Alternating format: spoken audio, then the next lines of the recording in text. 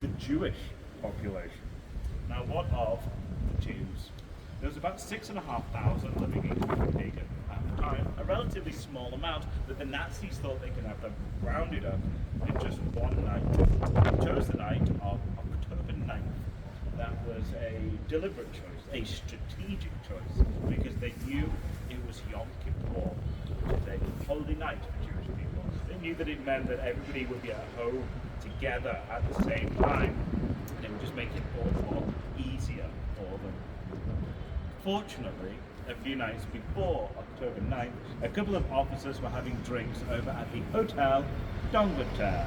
This is a very fancy hotel I was showing you earlier. If you're going to occupy a nation, why not make that one of your headquarters? They're having a few drinks discussing the plans for October 9th, not realizing that the bartender spoke a bit of German and understood what they were plotting. So he did what any righteous bartender would do. He ran into the back and called as many people as he could. They in turn picked up phone books and literally looked up all the Jewish names. Literally said, listen, if you are Jewish, if you're at home on October 9th, get out of your house. And they did. They hid wherever they could get away to.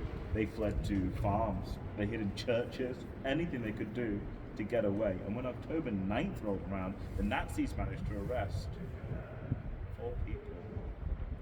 6,500.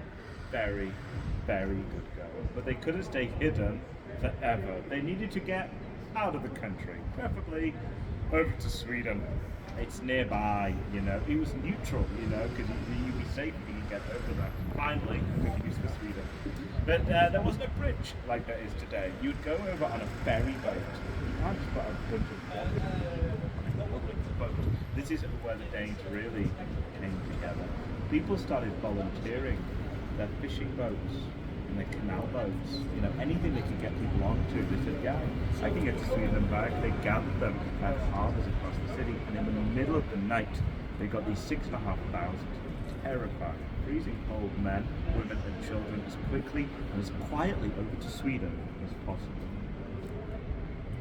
98.9% of the Jewish population survived the Second World War here in Denmark.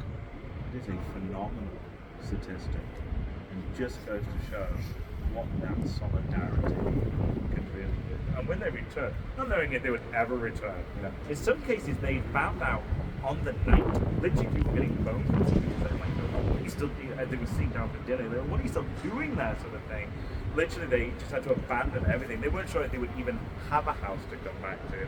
But in some cases, when they did return, their neighbours had repainted the house for them. You know, they looked after the pets, trimmed the gardens. They literally could come home, dust up the shelves, and carry on with their lives. How was your trip to Sweden? And I think goes to show what it's all about. And I know we've had a few laughs with and at the Danes throughout the tour, but a lot of the stories come back to the way they have of looking after each other. You know, that camaraderie, that special word, Huga. Huga. How we said there's no direct translation for it. I really do think it's something that runs very deep for the Danes, and then ultimately, very powerful. But on that note, I hope you've all had a